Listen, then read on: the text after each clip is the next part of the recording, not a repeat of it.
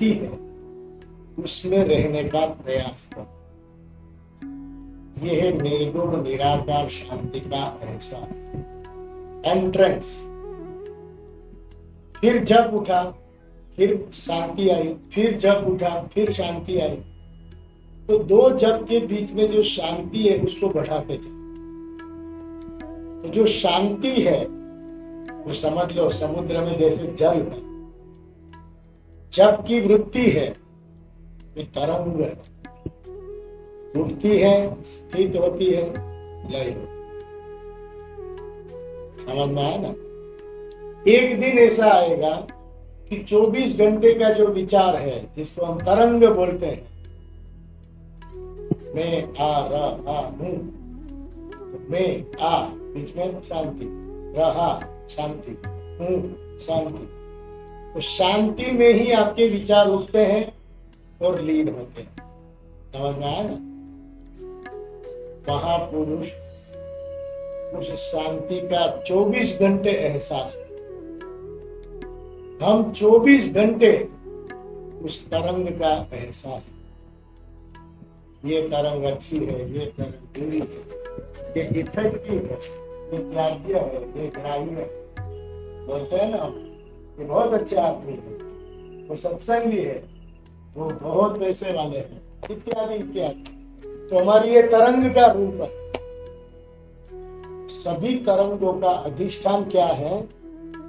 जल। तरंगों का अधिष्ठान माने आश्रय क्या है? जल। और जल शाश्वत है और तरंग भी जल ही है। ध्यान दीजिएगा। इसलिए अपना मन में जो विचार उठते हैं ना, वो भी परमात्मा की चेतना ही है और उस मन में पूरा जगत आश्रित है। हुआ कि नहीं? अभी आंख बंद करके आप हम सबको देखो, ये पूरा जगत कहाँ आपने समेट लिया? मन में। पूरा जगत मन में हो गया कि नहीं? उस जगत को आप किस प्रकार से देखते हो अभी अभी अनुभव करो। आंख बंद करके हम सब बैठे हैं, उसको हृदय में देख रहे हैं। वो दिखाने वाले जो सत्संगी हैं उनको मैं इस प्रकाश से देखता हूँ। वहां यह बाहर वाली इलेक्ट्रिसिटी से नहीं देख रहा, मेरे स्वयं प्रकाश परमात्मा की सत्ता से देख रहा।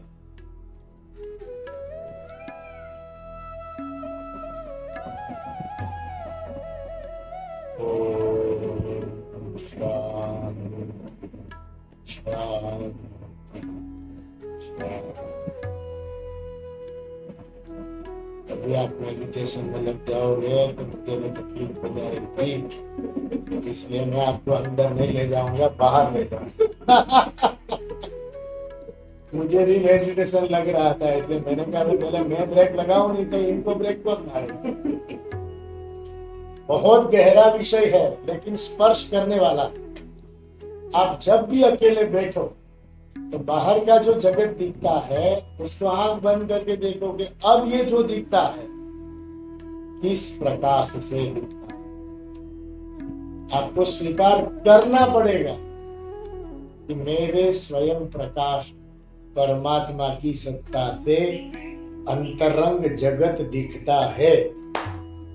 इसलिए बोला न तद्भासयते सूर्यो न शशांको न पावकः यद गत्वा न निवर्तन्ते तद्धाम परमं मम।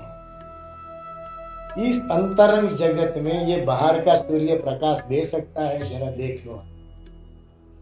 बाहर का पूर्णिमा का चंद्र आपके हृदय प्रकाश को प्रकाशित कर सकता है?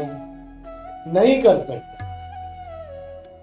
इसलिए भगवान कहते हैं कि मेरे स्वयं प्रकाश परमात्मा की सत्ता में ये सूर्य चंद्र नक्षत्र मुझे कभी भी प्रकाशित नहीं कर सकता। आप उनको प्रकाशित कर रहे हैं। ध्यान दीजिए, आप भीतर सूर्य का अर्घ्य दे रहे हैं, ऐसा दर्शन करो। उसमें जो आपको सूर्य दिखता है वो सूर्य आपकी सत्ता से प्रकाशित हो रहा है। वो स्वयं सूर्य वहां आपको प्रकाशित नहीं कर रहा। तो आपके भीतर जो सूर्य, चंद्र, नक्षत्र, जगत देखते हो, किस प्रकाश से देखते हो? आप सबके चैतन्य परमात्मा की सत्ता से वो प्रकाशित हो रहा है। इसलिए वेदांत की दृष्टि में सूर्य भी पर प्रकाशित है। क्यों? क्योंकि मैं स्वयं प्रकाश हूं। मैं मीन्स शरीर, मन, बुद्धि को चेतना देने वाला चैतन्य परमात्मा, जिसमें सूर्य, चंद्र, नक्षत्र, जगत सब दिख रहा। इसलिए ध्यान दीजिए, आप जितने महान इस दुनिया में कोई नहीं है। आप मीन्स शरीर, मन, बुद्धि को प्रकाशित करने वाले परमात्मा, जो मैं के रूप में, मेरे के रूप में अपने भीतर विराजमान है, जिनकी सत्ता से इस शरीर को लोग आइए बैठिए कर रहे हैं। ये इस देह में से उतर जाए, महाराज 24 घंटा भी कोई नहीं रखते। ये तो ईमानदारी की बात है। और वो महाभारत का सत्य है कि अर्जुन ने कहा कि भगवान, युद्ध मैंने जीत लिया और आप तो सारथी है, आप नीचे उतर जाइए। देखो, मिथ्या अभिमान कभी भी, अज्ञान कभी भी बाहर अहंकार के रूप में आ जाता है। इसलिए साधक को सावधान रहना चाहिए। भगवान ने कहा, कोई नहीं बेटे, समझ गया आपकी बात। वो मुंह से नहीं बोला था, अभिव्यक्ति से बोला। बोलने की तो उनकी हिम्मत ही नहीं है। उनको लगा कि मैं युद्ध जीत गया हूं, भगवान को नीचे उतरना चाहिए और बाद में मैं नीचे उतरूंगा। सिर्फ ऐसी अभिव्यक्ति की, बोलने की तो इसकी हिम्मत ही नहीं थी। भगवान ने कहा, बेटा तुम पहले उतर जा, उसमें ही तुम्हारी भलाई है। तो अर्जुन को अच्छा तो नहीं लगा, क्योंकि हमको भी ऐसा होता है ना, कभी कभी मिथ्या अभिमान हो जाता है कि मैं 20 लाख की गाड़ी का मालिक हूँ, ड्राइवर को पहले उतरना चाहिए, दरवाजा खोलना चाहिए, तब मुझे उतरना चाहिए। एक मिथ्या अभिमान होता है। मुझे भी पता नहीं था, मुरादाबाद में एक घर में मैं गया था, तो राजघराना के थे, तो मैं तो दरवाजा खोल के उतर गया था। फिर स्वामी जी बैठ जाओ वापस, दरवाजा वापस बंद करके बैठ गया। मैंने सोचा कुछ गलती हुई होगी। नो, बेचारा ड्राइवर गाड़ी खड़ा किया, आगे से आया, ओ स्वामी जी प्लीज वेलकम। मैंने कहा, अच्छा ऐसे उतरना। ध्यान दीजिए, अर्जुन तो उतरने गया, भगवान जैसे ही उतर गए तो महाराज हुआ क्या, रथ भस्म हो गया। तब अर्जुन को लगा कि अरे क्या हो गया? तो ये बेटे, इस रथ के ऊपर भीष्म, द्रोण, जयद्रथ ऐसे महावीरों का अग्नि अस्त्र इसके ऊपर लगा हुआ था। सिर्फ मेरी सत्ता से वो रुक गया, क्योंकि मैं योगेश्वर हूं, प्रकृति का स्वामी हूं। अग्नि प्रकृति है, तो दासी कभी भी स्वामी को पूछे बगैर छू नहीं सकते। उन्होंने कहा, मैं बैठा हूं इसलिए वो आपका भस्म नहीं कर रहा। अब तुम कह रहे थे कि आप पहले उतरो, तो तुम्हारी क्या हालत होगी? तो अर्जुन को तब अहंकार चकनाचूर हो गया। अरे रे, मैं पहले उतरा हो, अरे भगवान पहले उतर गए होते तो मैं तो भस्म हो गया होता, और सचमुच में भस्म हो गया होता तो मैं युद्ध कहां से जीतता? तो उनको बोध हो गया कि युद्ध का जिताने वाले मेरे प्राण प्रिय पूर्ण पुरुषोत्तम ब्रह्मा। ध्यान दीजिए, ये पंच महाभूत का पुतला है और जड़ है। भगवान ने शरीर से उनकी सेवा करने के लिए दिया है, मन से अपना प्रेम प्रकट करने के लिए दिया है कि तुमको जो मैं देता हूं वो मुझे पहले समर्पित करो, और उस भाव से समर्पित करो कि उनको लगे कि मैंने सही आदमी को दिया है। तो भाव सहित अभिव्यक्ति करना पूजा है, भक्ति है। तो मन से भगवान को प्रेम करो, बुद्धि से भगवान को जानो। ये 3 इंस्ट्रूमेंट आपके पास है। और तीनों का सदुपयोग ऐसे करना। शरीर से भगवान के लिए जीवोगे तो कर्मयोग कहलाएगा, भाव से भगवान से जुड़ोगे तो भक्ति योग कहलाएगा, भगवान से जान लोगे तो वो ज्ञान योग कहलाएगा, और ध्यान में ध्यानस्थ हो जाओगे तो वो ध्यान योग कहलाएगा। सब में योग तो जुड़ा ही है। योग का अर्थ होता है, युंज धातु है उसमें, जुड़ना। कर्म से भी भगवान कह रहे मुझे जुड़ जाओ, भाव से भी मुझे जुड़ जाओ, तो देखो सब में योग हो रहा है। ध्यान से भी मुझे जुड़ जाओ, ध्यान हो योग हो जाए। तो भगवान को पहचान लो तो ज्ञान योग हो गया। तो देखो सभी योग आपके पास है और उनके लायक इंस्ट्रूमेंट भी आपके पास है। अब आप सदुपयोग करते हैं कि नहीं, वो आपके विवेक के ऊपर डिपेंड है। सबसे बड़ा सामर्थ्य मनुष्य जन्म में विवेक का सामर्थ्य है, जो देवताओं में भी नहीं है, पशु में भी नहीं है। पशु को आज मालूम नहीं है कि गुरु पूर्णिमा है, देवता को भी मालूम नहीं है, क्योंकि उनका पुण्य भोग योनि है, वहां उनको पुण्य भोगना है। जैसे आप हिमालय घूमने जाते हो तो वहां पैसा आप खर्च कर सकते हैं, कमा नहीं सकते। तो इस तरह से देव योग योनि जो है वहां पुण्य का भोग है, वहां कर्म नहीं कर सकते। कर्म का क्षेत्र सिर्फ ये शरीर है, मनुष्य शरीर। तो महाराज आप सब मनुष्य जन्म को पूर्णता से स्वस्थ रख करके भगवान के लिए जीने का प्रयास। देखो इसका अर्थ ये नहीं है कि प्रवृत्ति से भागना। आप रसोई बना रहे हैं तो भी भाव करिए कि मैं भगवान के लिए बना रहा हूं, तो ये आपका रसोई बनाना भी कर्मयोग हो जाएगा। आप घर में झाड़ू लगाएंगे तो फिर देखो सबरी जी ने लगाया था तो भगवान आए थे, तो देखो मैं झाड़ू इसलिए लगा रहा हूं कि भगवान आकर मेरे घर को देखेंगे तो उनको अच्छा लगेगा, तो मेरे ऊपर कृपा की बारिश कर देंगे। तो देखो हर कर्म के पीछे भगवान की प्रसन्नता देखो तो ये कर्मयोग हो जाएगा। कर्म का क्षेत्र बदलाने की जरूरत नहीं है, कर्म का उद्देश्य बदल दो। आप घर का कोई भी काम कर रहे हो, भाव एक ही लक्ष्य रखो, मैं भगवान के लिए कर रहा हूं, भगवान देख रहे हैं और राजी हो रहे हैं, प्रसन्न हो रहे हैं, इसलिए कर रहा हूं। तो ये कर्म योग हो जाए।